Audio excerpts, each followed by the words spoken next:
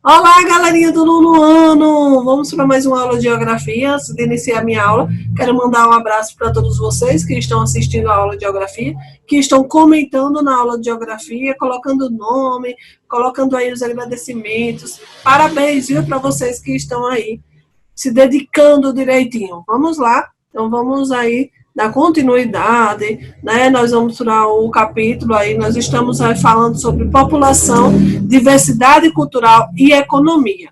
Na aula de hoje vai da página 171 até a página 174. Nós vamos dar continuidade, certo, ao assunto que iniciamos na aula anterior. Vamos lá, estamos falando aí sobre o continente asiático, certo? Então, a diversidade cultural e religiosa do continente asiático. A Ásia abriga diversos tipos de povos e culturas. Né? No continente coexistem muitas línguas e dialetos. Os idiomas mais difundidos são o mandarim, o hindi, o árabe e o japonês, bem como os idiomas eslavos e o inglês. Né? No que diz respeito a religiões, vocês vão ver já, né, no infográfico aí na página a seguir.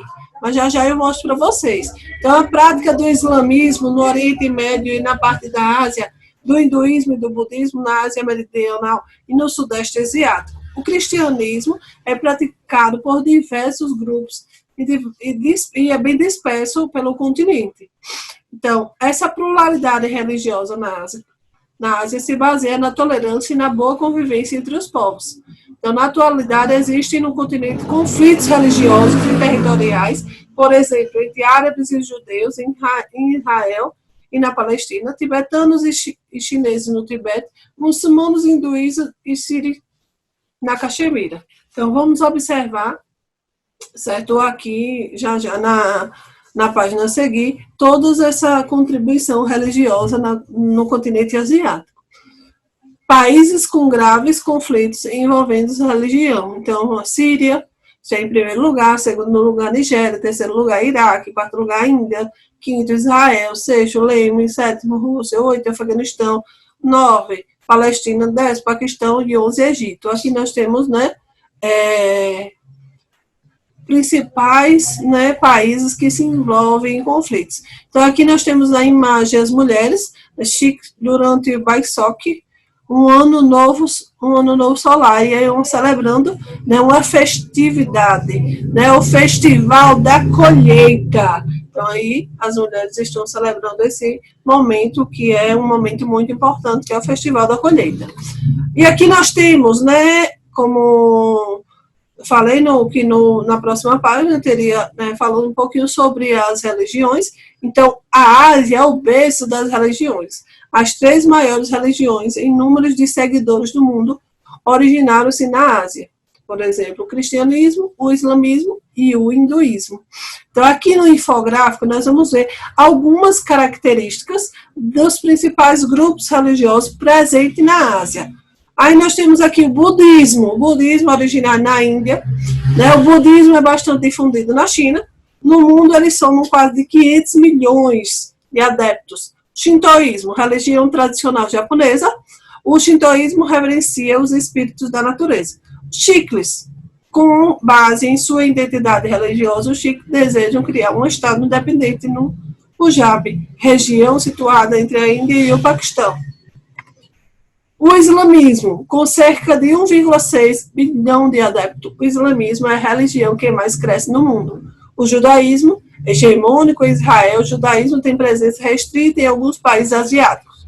O hinduísmo, com mais de 1 bilhão de adeptos, essa religião politeísta, ou seja, com vários deuses, tem origem na Índia. O cristianismo, muito difundido nas Filipinas, o cristianismo é praticado espaçamento no restante da Ásia. No mundo, mais de 2 bilhões de pessoas o seguem. Então, aqui, né, são algumas religiões que existem aqui na Ásia, né, o berço das religiões, e algumas características de cada religião.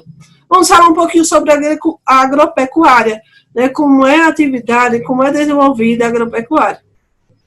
Então, grande parte da população da Ásia se concentra em áreas rurais, e suas atividades estão voltadas para o setor primário da economia. Então, essa questão de concentrar nas áreas rurais é muito bom, que a gente observa que a população basicamente vive da agricultura, né, agropecuária.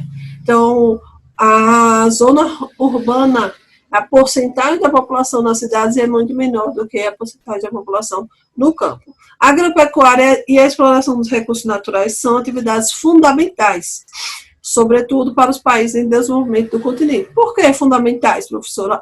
Porque a cidade precisa da matéria-prima que é produzida no campo, certo? Então, o campo está lá, né, em alta produção, atividade voltada, né, ao setor primário, e aí vai estar produzindo para vender, né, para as indústrias, para a indústria transformar. Então, por isso que são fundamentais. O campo precisa da cidade, a cidade precisa do campo. E aqui nós estamos falando um pouquinho sobre a agricultura praticada na Ásia em vários aspectos, né? Então, o nível de tecnologia empregada e no destino de produção. As atividades agrícolas no continente asiático são realizadas com pouca tecnologia. Vocês observam que essas mulheres, né, elas estão aí colhendo, né, o arroz. Então, o arroz está na base da alimentação da população da Índia. E aí é um tipo de produção que é realizada com a mão de obra, então não usa muito tecnologia, porque a produção, olha aí, vocês observam aí como é feita a colheita, né? O arroz, ele precisa ter uma boa porcentagem aí de água, né, para ter uma boa produtividade. E aí então, baixo nível de mecanização, emprego de mão de obra familiar, e a produção é destinada basicamente para o consumo interno. Então, tudo que é produzido lá, a maior parte da sua produção fica lá dentro do continente. E aí, como vocês observam, mão de obra familiar e, né, o uso de tecnologia é bem reduzido.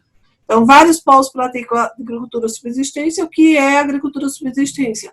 É a agricultura que é o próprio sustento, né, o sustento da família. Também há países como Japão e Israel que empregam técnicas modernas com alta produtividade. Então, no continente asiático tem, né, uma boa porcentagem que não usa mecanização, mas tem também alguns países que usam técnicas modernas, como, por exemplo, Japão e Israel. E acontece que tem uma alta produtividade.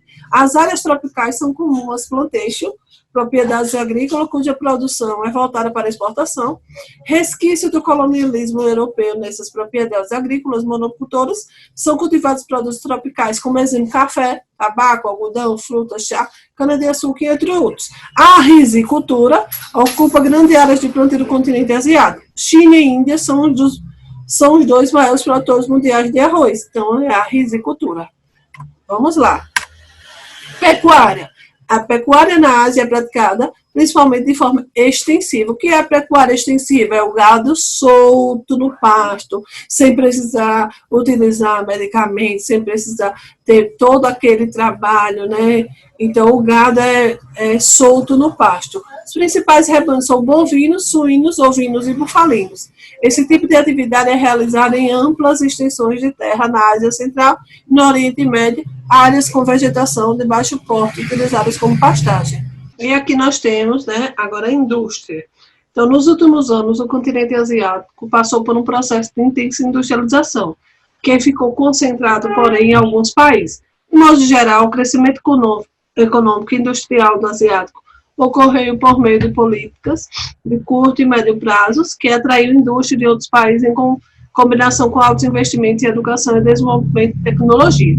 Entre os países asiáticos, o Japão figura como um país mais industrializado, né, apresentando modernos sistemas de produção que são referências mundiais no setor de informática, robótica, eletrônico e automobilístico. Então, o Japão, né, é um país aí que tem grande importância nesse sistema altamente moderno. Então, utiliza muita tecnologia. E a indústria, né, do continente asiático, ela vem crescendo bastante, utilizando muita tecnologia no seu meio de produção. Tem um lado bom, né, que sim, a máquina, né, vai facilitar bastante o trabalho, vai produzir, produção em larga escala, é uma produção acelerada. O ruim realmente é o descarte da mão de obra, né? Então, vai demitir muita gente. Então, não vai ter necessidade de ter aquele monte de pessoas trabalhando nas indústrias, porque a máquina vem e acaba substituindo, né, a mão de obra. A indústria na Coreia do Sul, né, é recente, né, mas, assim, tem um desenvolvimento no setor automobilístico e naval também. O crescimento da indústria de alta tecnologia nesse país está diretamente ligado aos volumosos recursos investidos em universidades e institutos de pesquisa. Então, o continente asiático tem toda essa preocupação, certo, na educação. Então, investe bastante na educação, incentiva bastante os jovens a querer, né, fazer suas especializações, né, nas tecnologias, aí nas graduações que envolvam tecnologias, engenharias, né? Então, tudo que for referente à tecnologia, eles estão incentivando, e isso tem, né, um grande retorno para o país. Aqui nós temos, né, no Sudeste Asiático, o processo de industrialização ocorreu de maneira acelerada nas últimas décadas em Taiwan, Coreia do Sul, Singapura, Hong Kong e mais recentemente na Malásia, no Vietnã, na Indonésia, nas Filipinas e na Tailândia. Nesse grupo de países, os parques industriais desenvolveram, principalmente por meio da produção e da exportação em larga escala de artigos com preços altamente competitivos no mercado internacional. Ainda também apresentou considerável crescimento industrial nas últimas décadas, sobretudo nos setores mecânico, têxtil, siderúrgico e de informática. O nível de instrução mais elevado em uma parcela da população indiana formou uma elite atuante em setores de tecnologia sofisticada, entre os quais sobressaem os de informática, microeletrônica e medicamento.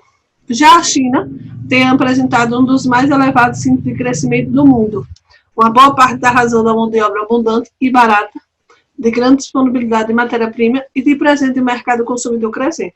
Então, a China vem crescendo bastante, né, sua atividade industrializada, e hoje nós consumimos muitos produtos, né, que vêm da China. Então, se vocês observarem no dia a dia de vocês, né, uma mochila, um estojo, uma roupa, um calçado, muita coisa que vem da China, porque lá tem vários benefícios para os grandes empresários, né? Tem alguns fatores que favorecem essa produção. Então, por exemplo, mão de obra barata, abundante, então tem muita gente, né? Como nós já falamos em quantidade populacional, né? Então tem muita gente querendo emprego, então mão de obra barata, matéria-prima tem na região, então disponibilidade de matéria-prima é outro fator que vai favorecer a produção industrial.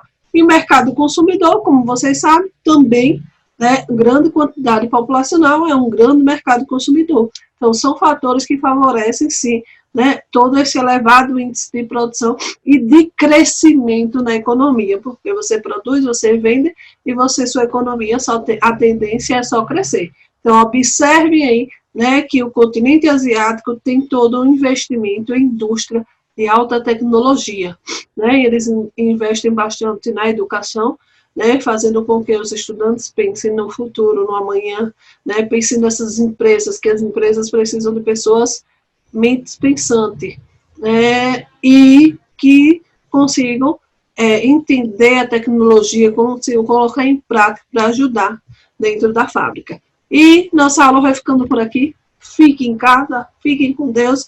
Até a próxima aula e responda a atividade na descrição do vídeo. Fiquem em casa. Tchau, tchau.